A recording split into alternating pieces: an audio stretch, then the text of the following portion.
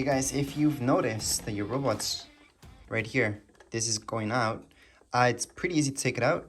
So first of all, just pull it and you're gonna be able to take it out. And that's what we're gonna replace. So instead of replacing the whole wheel, we're just gonna replace this. Now you could buy something like this and just put some glue, just like they have done that.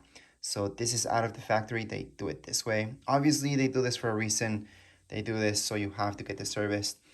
You can do this yourself pretty easy. Now what I did was not buy this because obviously this will not last that long and I don't want to keep changing this. So what I bought are these guys. So see these guys right here? They're a lot pricier than getting a strip of this and then gluing it here, but you guys can see the big difference. So this, you shouldn't have to change it ever again. As you can see, it's significantly thicker. However, this should just last forever because it's just rubber. It's the way that they should have made this in the first place. But obviously they did that as a money grab, so you have to get the service once in a while. Anyways, let's just take off the other one. We're just gonna pull it off. The other one actually hasn't started breaking, but might as well change both of them.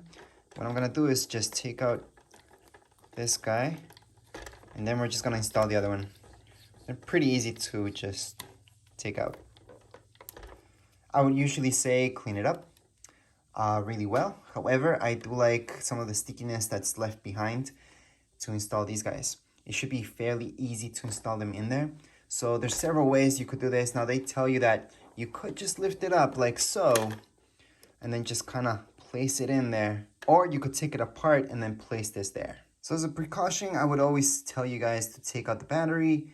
And yes, that's very valid. However, in this case, I don't really see it necessary, so we're not gonna do that. Now, what you don't need to do is take out any screws or anything like that. This is actually not that hard to put in, but not that easy at the same time.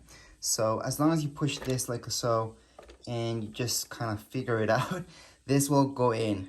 This does stretch, so it will go in. So just push it in a little bit. So you're gonna have to struggle just a tad, and just push this in first in there, and then just gonna rotate that tire in there. So you might have to change positions as you go, but you will notice that if you rotate your tire and you keep putting this in there, it's gonna all of a sudden be done. So just keep pushing, keep rotating that tire as you put this on, and then all of a sudden you're all done. So it's not easy, but it's not hard. So we're just almost done with this. And so another way would be to open it up, but there's no need to do that. You can just struggle with this a little bit until it's all done. So there you go. So that's how it looks like. Obviously, there is a difference in thickness.